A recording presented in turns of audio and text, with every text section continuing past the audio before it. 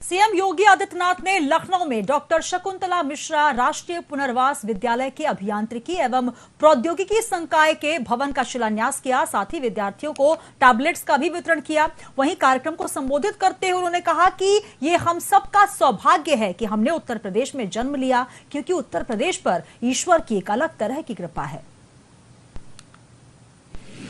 वास्तव में जब मैं आपको देखता हूं तो मुझे लगता है कि व्यक्ति का मूल्यांकन केवल उसकी शारीरिक बनावट से ही नहीं हो सकती, बल्कि उसकी सोच, उसकी बुद्धिमत्ता, उसके विवेक और उसके साहस से उसकी पहचान बनती है। भले ही शारीरिक रूप से किन्हीं कारणों से वो व्यक्ति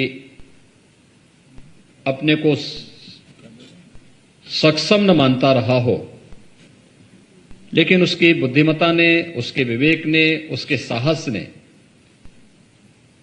उसे दुनिया के सामने एक आदर्श के रूप में प्रस्तुत किया। और भारत तो इसका उदाहरण है।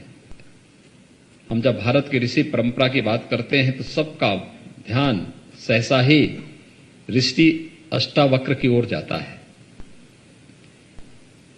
मध्यकाल में भक्ति काल के एक महाकवि हुए थे सूरदास। उनकी रचनाओं से कौन ऐसा भारतीय होगा और हिंदी साहित्य का कि मैं रुचि रखने वाला कौन ऐसा भारतीय होगा जो महाकवि सूरदास से अभिभूत न हुआ हो। अभी हाल ही में जिनका शरीर शांत हुआ है, दिवंगत हुए हैं, प्रसिद्ध भौतिक विज्ञानी स्टीफन हॉकिंग के बारे में कौन नहीं जानता है। ब्रह्मांड के रहस्य के बारे में उनकी जो थ्योरी है, पूरी दुनिया उसका लोहा मानती है।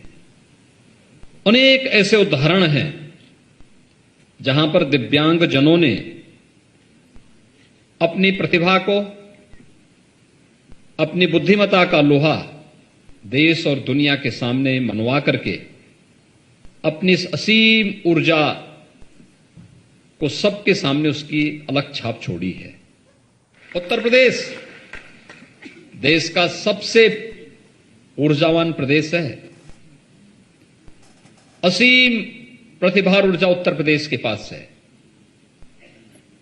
इसकी इस ऊर्जा और प्रतिभा को जिसने भी जाना है, उसने उत्तर प्रदेश के लिए जो भी योगदान किया है उसका प्रतिफल उसे अवश्य प्राप्त हुआ है, क्योंकि प्रकृति और परमात्मा का असीम वरदान उत्तर प्रदेश पर है।